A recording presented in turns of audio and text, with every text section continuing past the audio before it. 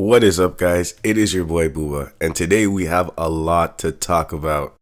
On November 28th, 2020, we were gifted an amazing night of fights.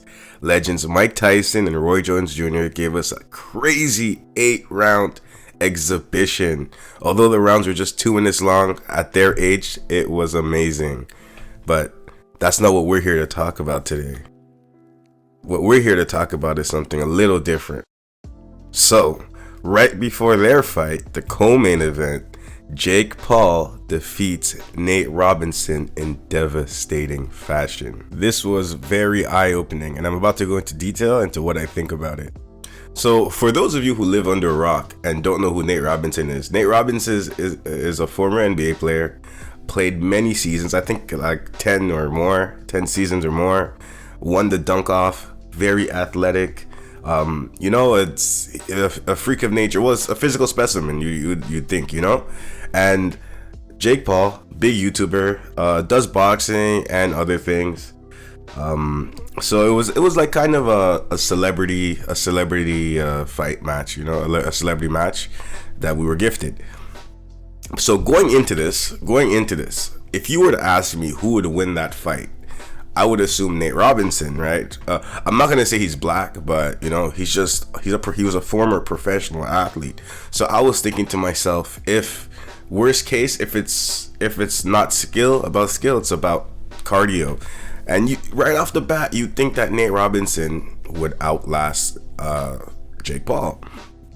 Funny enough, Nate was the underdog for this fight coming in, so a lot of people favored Jake Paul to win, which I found crazy. I was like, what are you guys talking about? What are you seeing that I'm not? Maybe there was a size advantage for Jake, because he is taller. He's like 6 foot and Nate is 5'9", but at the same time, still former basketball player.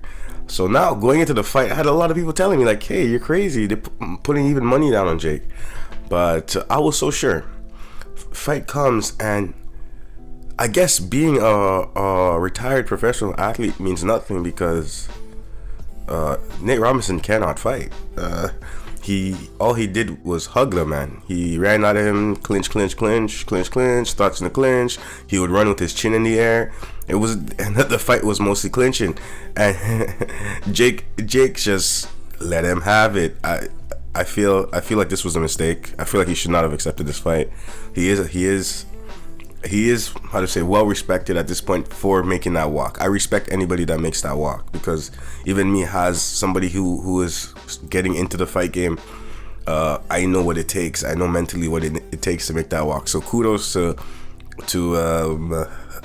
Nate Robinson for that. But he has no skill. The man had no ability. The man clearly did not know what he was doing. His hands were all over the place, low. He ate a clean overhand that slept him. I'm gonna put a few pictures in here, and the internet is brutal.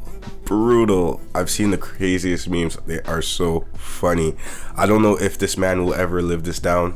I don't know what he was thinking. I don't know if he regrets it, because he went down like 3 times. Jake dropped him like 3 times. It was like, and the first time he dropped him, I'm like, okay, you know what? He's gonna get up, and we're gonna figure it out. But no, he didn't figure it out. He went head to the canvas, face down, ass up. Oh man, I'll put a few pictures in here. You guys might find it funny, but it was hilarious to me. And basically, I'm starting to think being a professional athlete means nothing, because I feel like my Philly shell is better than this guy's. You know what I mean? So I don't know. It's just a very interesting night of fights. Did you guys enjoy it? What do you guys think now? So, is this a sign that professional athletes should be wary? It's not that easy, or is it just that Nate can't fight? Because if you can't fight, you can't fight, and this was clear. This is a clear indication of a man who could not fight. For example, I no longer have fear of professional athletes. If a professional athlete steps to me, I will walk him down. I will piece him up, and if he drops his hands, he will go to bed like Nate did. So tell me what you thought about the fights. Mike Tyson did a good job, very amazing job. I was hoping to see a KO, but it is what it is. I'll take it. Very beautiful exhibition. Roy Jones stayed on the outside. He tried to, he was breathing heavy, very heavy early. They were laughing about his age, but no, the way he was moving, I feel like, because he didn't want to get hit, but the way he was moving was was taxing, and I'm surprised he was able to keep up the pace. But which he did was amazing. So again, amazing night of fights, guys. I thoroughly enjoyed it. Nate Robinson showed us a lot. I feel he showed us a lot. And I'm gonna add one more thing here. Like, who trained this guy? You know, I didn't want to, like, I don't want to go and bash his trainer, but he was clearly not ready, right? He was clearly not ready. What type of training? Like, this was how to hug a man 101, right?